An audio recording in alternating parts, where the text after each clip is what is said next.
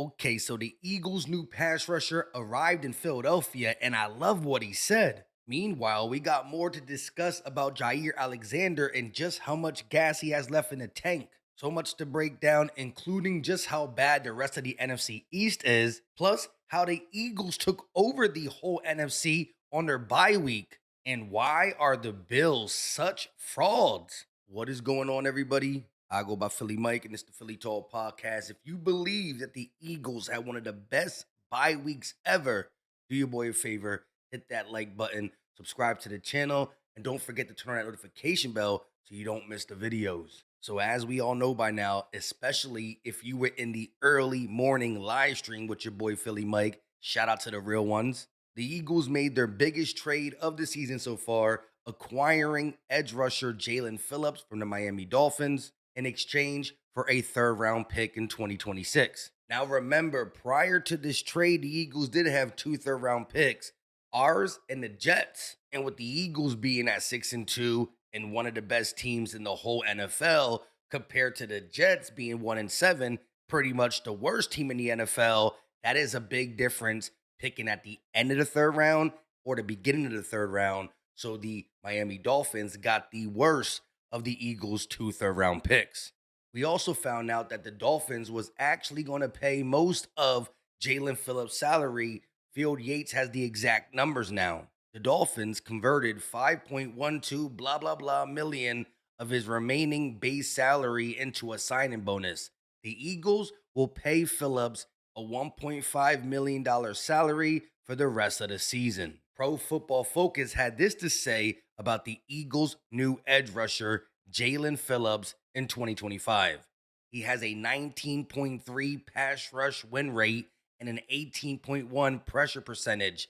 These would both currently rank him first among all Eagles defensive linemen this year. I absolutely love the move. He's only 26 years old, so although he's going to be a free agent next year, we could extend him. And even if we don't, we will get a third round compensatory pick in 2027. So Howie Roseman got a win-win scenario here. He's either going to give us a third round pick if we end up moving off him at the end of the season, and or he's a big part of the young edge rushers we got for Philly going forward.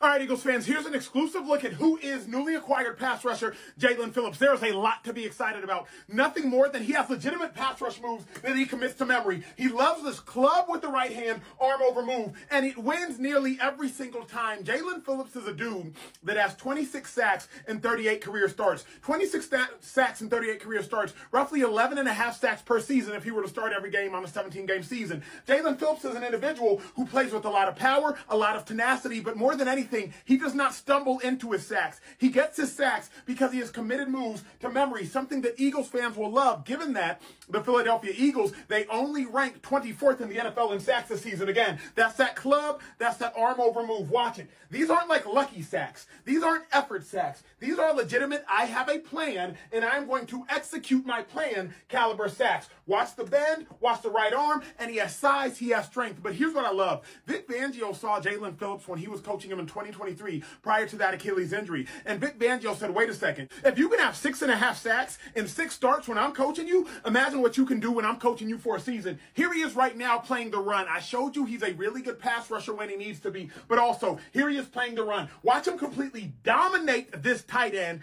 sit him on the ground, and then go make a tackle. See, he's not just a finesse football player. He's also a physical, sit you down type of football player. But I'll end by saying this.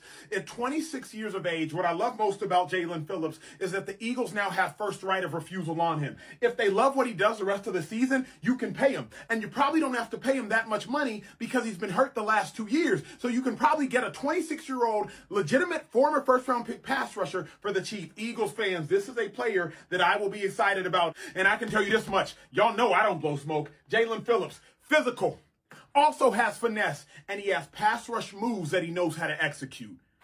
Ready, break.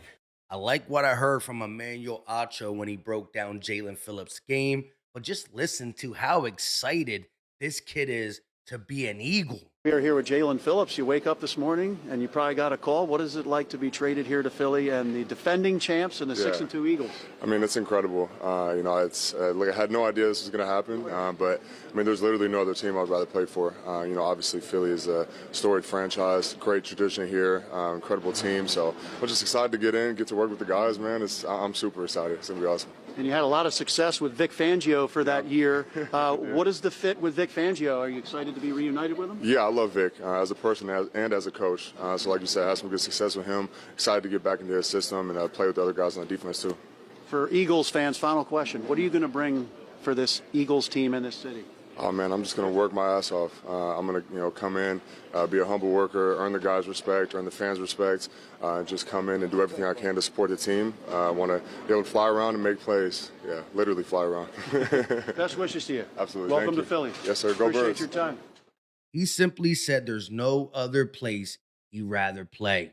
Plain and simple, Vic Fangio got his guy. Brandon Lee Gouton tweeted, Vic Fangio speaking on Jaelan Phillips after the edge rusher suffered a season-ending injury in 2023.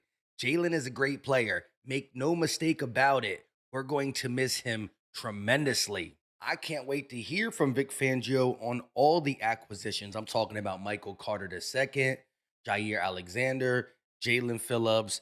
And remember, we also are going to get BG playing finally, and Nolan Smith is going to be back too. So this defense really got a bunch of new players to throw into the mix. And these players are coming in to help the positions that we have most questions about. So like I said in the beginning of this video, it got to be the best bye week ever. 5 new players coming off the bye. 3 via trade, 2 coming back. 1 from retirement, 1 from IR.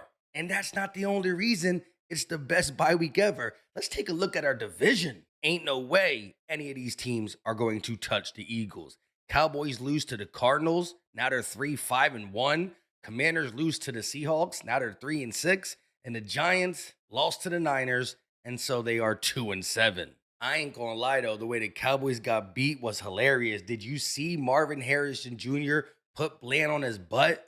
I mean, anybody looking at that play was going to be shocked, but even their own player, CeeDee Lamb, was like, oh my goodness, after he literally watched Marvin Harrison break his ankles. At this point, the NFC East is light work. That is ours. We're going to repeat as division champions for the first time since 2004. But more importantly, what happened on this bye week is the 2 teams in the NFC conference that were ahead of us lost. I'm talking the Packers losing to the Panthers and the Lions losing to J.J. McCarthy and the Vikings, which means at 6-2, while being on our bye week, we are now in first place of the National Football Conference. You got the Bucks in second, the Seahawks in third, Packers in fourth, Rams in fifth, Niners in sixth, and Detroit all the way down to seventh, who again, the next 2 teams we play is the Green Bay Packers. Let's bump them down even further. And the Detroit Lions. We could really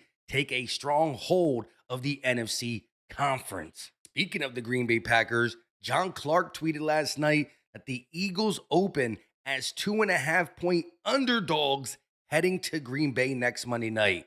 Really, bro? 2.5-point underdogs to the Green Bay Packers who can't beat the Panthers? Okay. I mean, I understand they got home field advantage, but we coming there to whoop some cheeseheads' butts. Flipping things over to the other acquisition we had, Jaire Alexander. Since we only went live to talk about him, I do like the trade. Again, it's pretty much pick swaps. We get a 7th, they get a 6th, but we also get a player who once upon a time for the Green Bay Packers was a Pro Bowl type corner, a lockdown corner. Now, I know his injuries, his age, his play this year with the Ravens hasn't been good. But how many times have we seen a change of scenery pay wonders for a player, whether it's now they're staying healthy and or just playing better when you got better coaches, Vic Fangio and DB coach Christian Parker, who coached Jaire Alexander in 2019 and 2020. Better players around you, Quinyon Mitchell, Cooper DeJean, Zach Bond, over who the Ravens got, Nate Wiggins and a couple guys. Their defense was ranked 28th after they benched Jaire Alexander. So I'm not saying he's going to come in and automatically win the outside corner job, but the bar is low. At this point, I want him to get back to playing really, really good. I don't know if he can, but the bar is you got to be better than Keely Ringo and Adoree Jackson. And we can't keep forgetting about Jacorian Bennett, who really hasn't played bad. He just can't stay on the field due to injury. So now you got JB, Adoree, Keely, and Alexander all fighting for that spot. And like I said, the bar for once upon a time Pro Bowl Jaire Alexander is to just be better than the 3 people on the roster so you can get the spot. We're going to see. And if it don't work out, we literally swap the 6 for a 7th. That's it. Again, low risk, high reward, which Howie is always known for. Lastly, let's call out the Buffalo Bills organization and their head coach for being frauds. As we all know, this offseason, the Green Bay Packers proposed to ban the Tush Push, aka Brotherly Shove, and one of the teams that were right behind the Packers on, yeah, we got to ban it because it's not safe, this, that, and the third, blah, blah, blah, blah, blah, was the Buffalo Bills and Sean McDermott. However, Tush Push touchdowns this season. Jalen Hurts has 3 compared to Josh Allen's 4. Interesting. So now that you're scoring touchdowns from it, winning football games because of the Tush Push, I guess it's not unsafe, too dangerous, and or not a football play, right? Aha. Y'all frauds, but it's okay. The Philadelphia Eagles will find ways to get first downs without it if they decide to ban it. But until then, y'all gonna have to take it when we do it. Pause. With that being said, I go by Philly Mike. This is the Philly Talk Podcast. Hit the like, subscribe to the channel, turn on the notification bell so you're live with us when we go live for breaking news. Shout out to the real ones that were there. Also, swipe over on the comment section and hype up the video. Give me your thoughts. I absolutely love hearing from you. And until next time, you know what time it is. We out.